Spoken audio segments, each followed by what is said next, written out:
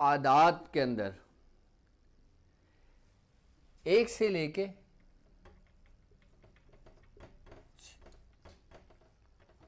9 तक, 1 से लेके 9 तक जो अदद हैं इसके जो हुर्फ बनते हैं, यानी कि अलिफ पे के 2, ये मार्कर चल नहीं रही है,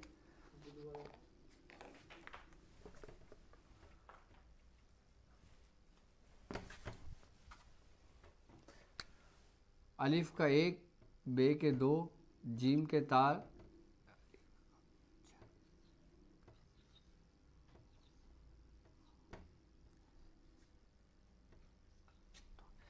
यानी कि अलिफ का 1, बे के 2, जीम के 3, दाल के 4, 5, वाव के 6, दाल के 7, हे के 8 और तोए के 9। कहते हैं कि हुर्फ अबजद जो 28 हुर्फ हैं ये हज़रत इदरीस अलैहिस्सलाम पर नाजिल हुए थे। इल्मुल अदद का जो इल्म था वो सबसे पहले दुनिया में जिस नबी को तालीम किया गया था वो हज़रत इदरीस अलैहिस्सलाम थे। उसके बाद तमाम अंबिया कराम में इसको पोशीदा रखा गया, बातिन सीना बसीना चलता आ रहा था ये। तो अब हम 1 से लेकर 9 तक अदद काउंट करते हैं। इसके अंदर जो इसकी न्यूमेरिकल वैल्यू जो होती है, जैसे अलीफ, बे, जीम, दाल, अबजद और हवज़ और हुती, ठीक है। तो इसमें 2 हिस्सों में हुर्फों को तकसीम किया है, एक किया है जुफ्त में, एक किया है ताक में। अच्छा, जुफ्त जो अदद है वो 2, 4, 6, 8 हैं और ताक जो अदद है 1, 3, 5, 7 और 9 हैं। अब हमने करना यह है कि जैसे मिसाल के तौर पे अब हमने इसमें से वो अदद लेना है जो जुफ्त हैं, यानी कि जुफ्त कौन से हैं? बे, दाल, वाव और है। ये क्या बनता है? बुधो, ठीक है। अब ताक के अंदर हम लेते हैं अलिफ, जीम, है, जे और तोए, तो ये बनता है अजीजद, ठीक है। अब ये लफ्ज़ जो है बुद्धू, ठीक है, ये इसके बारे में बुजुर्गान दीन फरमाते हैं कि ये इब्रानी ज़बान का लफ्ज़ है, ठीक है। अगर हम इसकी तरतीब के साथ पढ़ते हैं तो हम पढ़ते हैं बुद्धू, और अगर हम इसको निचली जानिब से पढ़ते हैं तो ये बनता है हुदुब। अच्छा, ये लफ्ज़ है जुफ्त। अल्लाह तबारक तआला कुरान में फरमाता है कि और हमने हर चीज़ को जोड़े में पैदा किया, सूरह नबा में। अब अल्लाह तबारक तआला ने दुनिया में, कायनात में जिस चीज़ को भी पैदा किया ना, वो जुफ्त में पैदा किया, यानी कि जोड़े में पैदा किया।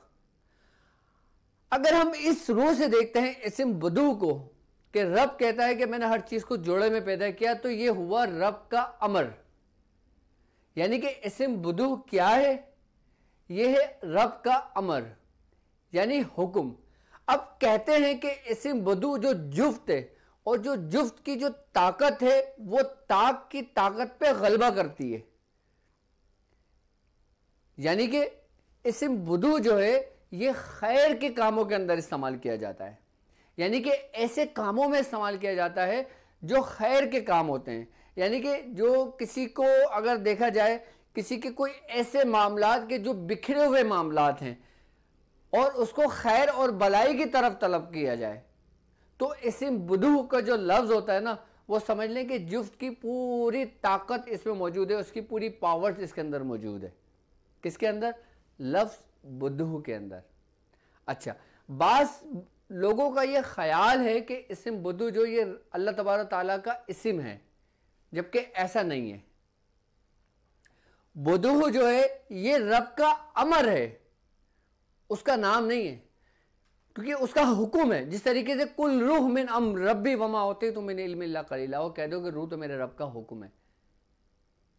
जिस तरीके से रूह रब का हुक्म है, इसी तरतीब और इसी तरीके से इस्म बुद्धू जो है ये रब का वो अमर है जो कहता है कुन फयाकुन, जो कहता है हो जा तो वो हो जाती है। इसीलिए बुजुर्गों ने इसको इतनी पावर से ताकत दी है कि इसके अंदर रब का वो अमर मौजूद है कि जो वो कहता है हो जा तो वो हो जाती है। अब जुफ्त की जो ताकत है वो 2, 4, 6 और 8 है, ठीक है। अब इस्म बुद्धू जो लफ्ज है ना, ये रब का वो अमर है, वो हुक्म है कि जिसके माते तमाम कायनात है। यानी कि जो शख्स इस्म बुद्धू की दावत देता है और जो शख्स इस्म बुद्धू की दावत देता है वो इस तरीके से रब के दस्ते कुदरत से वो उस अमर की हकीकत को पा लेता है कि फिर वो शख्स भी जो कहता है वो हो जाता है।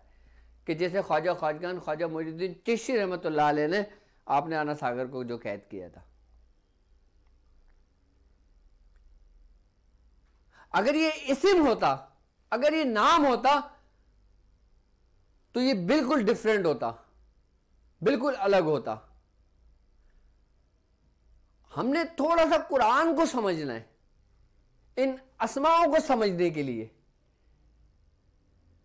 क्योंकि हुर्फ तहज्जी वही हुर्फ है कि जिससे पूरा कुरान इन्हीं हुर्फों पर मुश्तमिल है, इन्हीं हुर्फों की रूहानियत पर मुश्तमिल है।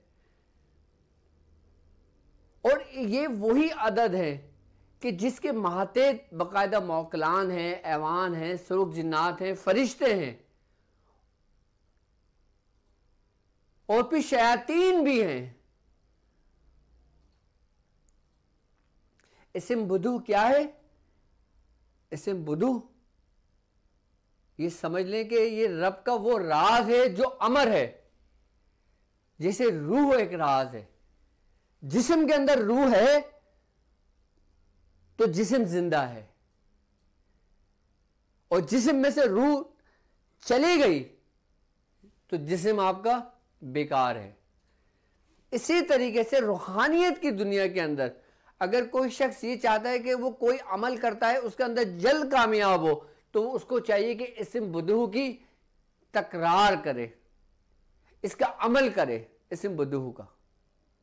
तो इसके फायदे से ये होगा कि इंसान जो कोई भी अमल कर रहा होगा उसकी कामयाबी के लिए अगर इस्म बुद्धू को खाली विर्द में रखा जाए तो उसकी रूहानियत खुल जाती है। यानी कि इस तरीके से अगर देखा जाए तो रूहानियत की कुंजी है ये। जिस तरीके से दुआए हिज़्बुल बहर की कुंजी थी, कि जैसे दुआए हिज़्बुल बहर की कुंजी दुआए खास थी जो अक्सम तो अली का या बुद्धू से ही शुरू होती थी। यानी कि हिज़्बुल बहर की रूहानियत को खोलने के लिए इस इस्म बुद्धू की रूहानियत से मदद ली गई। क्यों? क्योंकि इस्म बुद्धू जो है ये रब का हुक्म है, ये रब का अमर है, और जो इसमें जात के उससे वो किया जाए, जो रब के हुक्म से अगर वो चीज तकमील हो, कामिल होती है, मुकम्मल होती है।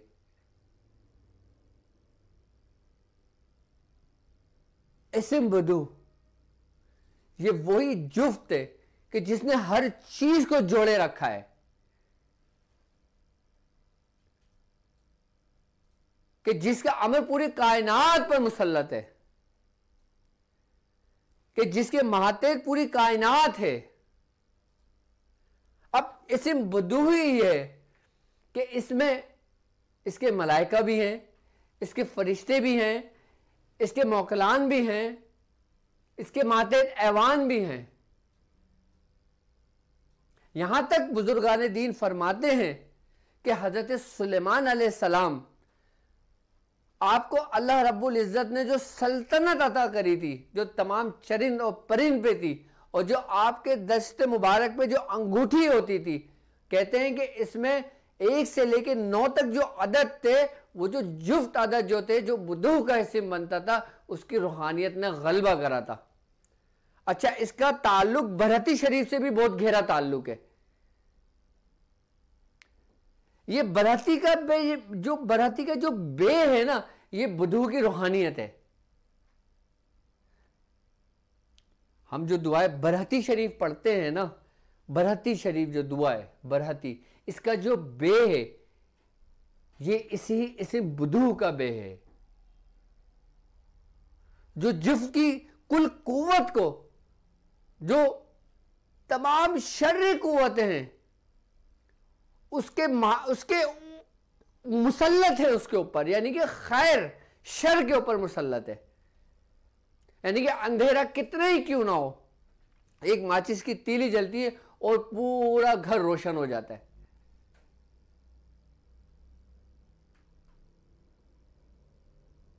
तो इस्म बुद्धू किसी फरिश्ते का नाम नहीं है, इस्म बुद्धू किसी मौकलान का नाम नहीं है, इस्म बुद्धू किसी ऐसे मखलूक में किसी का भी ऐसा कोई नाम नहीं है।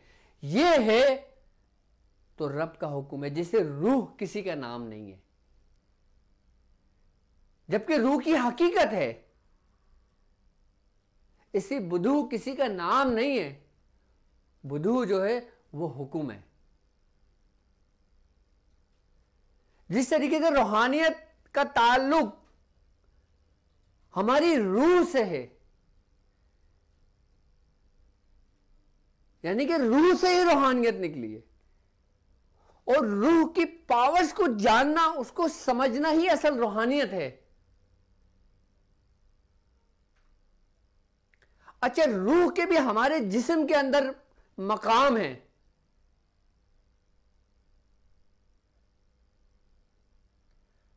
और इसी तरीके से अगर हम बुद्धू को लेते हैं, और बुद्धू की जो 4 हुरूफ हैं, बे, दाल, वाव और हे, अच्छा ये वही 4 रब का हुक्म है जो 4 अनासिर के मातहत हैं। यानी कि 4 अनासिर इन्हीं रब के हुक्म से तरतीब हुए थे, तख्लीक हुए थे, कि जो बे यानी कि आग, हवा, मिट्टी और पानी, ये वही 4 अनासिर हैं, और यही वो 4 अमर हैं कि जिससे इंसान की तख्लीक हुई। और इसी जब इंसान की तख्लीक हुई तो यही 4 अमर यानी कि इस्म बुद्धू था। यानी कि अगर देखा जाए इंसान की तख्लीक को, इंसान को देखा जाए, तो इंसान की जो तरतीब, जो आदम अलैहिस्सलाम को अल्लाह रब्बुल इज्जत ने बनाया था, वो इस ही अमर, इस ही तजल्ली यानी कि इस्म बुद्धू की तजल्ली से हजरत आदम अलैहिस्सलाम ने आंखें खोली थी। तो इस्म बुद्धू क्या है फिर? यानी कि इस्म बुद्धू में ही इन 4 अनासिर की भी तस्खीर मौजूद है, और यही इंसान की जो पूरी तख्लीक है, यानी कि अज़्ज़ल से लेके बिल्कुल अब्बद तक, ये बुद्धू भी इंसान के राजों में से, रब के राजों में से एक वही राज इस्म बुद्धू है कि जिसकी तजल्ली से हज़रत आदम अलैहिस्सलाम की तख्लीक हुई।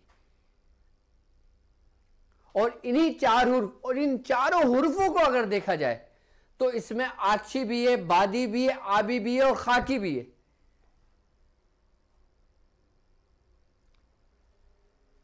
और इस इस्म बुद्धू के अंदर तमाम कायनात की तस्खीर मौजूद है। इसी इस्म बुद्धू के अंदर इंसानी तस्खीर मौजूद है कि अगर कोई शख्स किसी को मुसख्खिर करना चाहता है, अगर कोई शख्स किसी को ताबे करना चाहता है, अगर कोई शख्स किसी मौकलान को ताबे करना चाहता है, अगर कोई शख्स किसी जिन्नात को ताबे करना चाहता है, इंसान किसी भी रूहानियत को अगर मौकलान के मातेर हाजिर करना चाहता है, तो इस्म बुद्धू उसके लिए समझ लें कि इसमें आजम के मानिंद है। बुद्धू एक ऐसा रब का इसमें आजम है कि जिससे पूरी कायनात को तख्लीक हुई, कि जिससे हजरत आदम अलैहिस्सलाम की तख्लीक हुई। ये मैं नहीं कह रहा, ये मेरी वो तहकीक कह रही है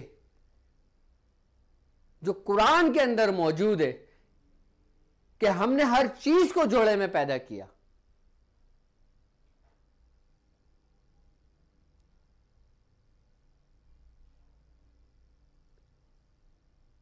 जुफ्त के अंदर जो ना बड़े राज हैं अल्लाह तबारक ताला के।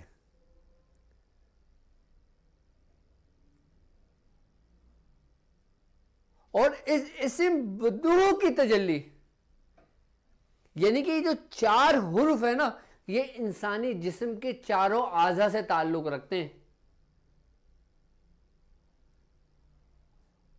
और ये इस्म बुद्दू के जो 4 है ना, इनकी भी बाकायदा तौर पे जो कह लें कि अगर रूह रब का हुक्म है, तो बुद्दू जो हुक्म है ना, उस रूह का जो अक्स है, उस रूह का जो साया है, वो इन्हीं चारों अस्माए मुबारक पे पड़ा। जिस तरीके से इंसान अगर किसी तेज रोशनी में खड़ा होता है, धूप में खड़ा होता है, उसका साया जो पड़ता है जमीन पर, जैसे जिस्म का साया होता है, जिस्म का साया हमारे जमीन पर पड़ रहा होता है, हम उसको देखते हैं, इसी तरीके से रूह का जो रिफ्लेक्शन है वो इन्हीं 4 अस्माओं पे पड़ता है, जो हमारे जिस्म के चारों आज़ाओं के अंदर मौजूद है, कि जिसे हम कहते हैं रूह जारी है, रूह सफरी है, रूह मलकी है, रूह कुदसी है।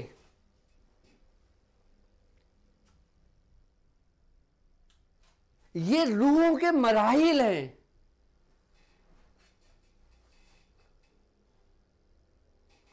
ये रूहों के मरहले हैं। एक रूह, वो जो रूह हकीकी है, जो हमारे पूरे जिस्म के अंदर गर्दिश करती है। बाकी ये 4 रूह हैं हमारे जिस्म के अंदर कायम मकाम है। लतीफ़े रूह जो है वो अलग है, रूह जो है वो अलग है। लतीफ़े रूह ही रूह नहीं है। मैं इस रूह के उस रिफ्लेक्शन की बात कर रहा हूं जो इसी चारों अस्माओं से हमारे जिस्म के अंदर, हमारा जिस्म जिस पे कायम है।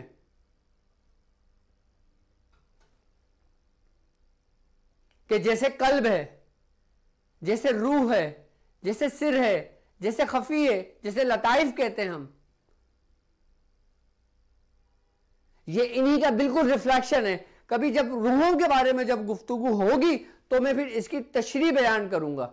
अभी हमारा जो टॉपिक है वो है इस्म बुद्दू।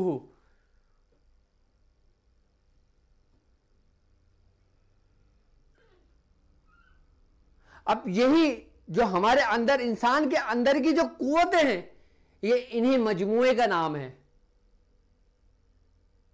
इसके बाकायदा हमारे जिस्म के अंदर कायम मकाम है, इसके बाकायदा पॉइंट्स हैं, इसके जो इसके मातेहत हैं। इस्म बुद्दू भी बिल्कुल अल्लाह के राजों में से एक राज है। ये इस्म नहीं है, ये क्या है? रब का हुक्म है, ये अमर है। ये